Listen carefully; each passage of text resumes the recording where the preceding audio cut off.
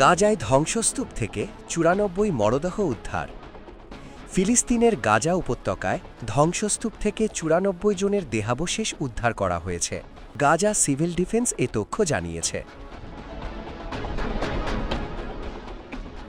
সংগঠনের এক বিবৃতিতে বলা হয়, দেহগুলো গাজার কেন্দ্রীয় শহর থেকে উদ্ধার করে আল শিফা মেডিকেল কমপ্লেক্সের ফরেনসিক বিভাগের কাছে স্থানান্তর করা হয়েছে। দেহাবশেষগুলো কেন্দ্রীয় শহর দেইর আল বালাহের কবরস্থানে দাফনের ব্যবস্থা করা হবে।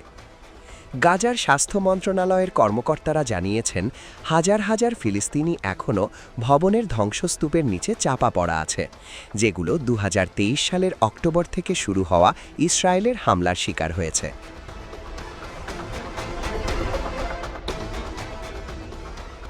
সিভিল ডিফেন্স জানিয়েছে, স্বাস্থ্য মন্ত্রণালয় ও ধর্মীয় প্রতিষ্ঠানের সহযোগিতায় এলাকা জুড়ে ছড়িয়ে থাকা অসংখ্য মরদেহ উদ্ধার করে কেন্দ্রীয় কবরস্থানে স্থানান্তর করা হয়েছে।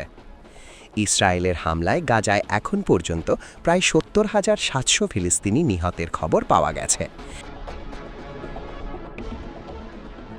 যাদের মধ্যে বেশিরভাগই নারী ও শিশু। গত ১০ অক্টোবর থেকে গাজায় যুদ্ধবিরতি কার্যকর হয়েছে। প্রিয় দর্শক, বিষয়টি নিয়ে আপনার মূল্যবান মন্তব্যটি কমেন্ট করতে ভুলবেন না। পরবর্তী আপডেট পেতে চ্যানেলটি সাবস্ক্রাইব করে আমাদের সাথেই থাকুন। ধন্যবাদ। এসকে টিভি বাংলা, সাথেই থাকুন।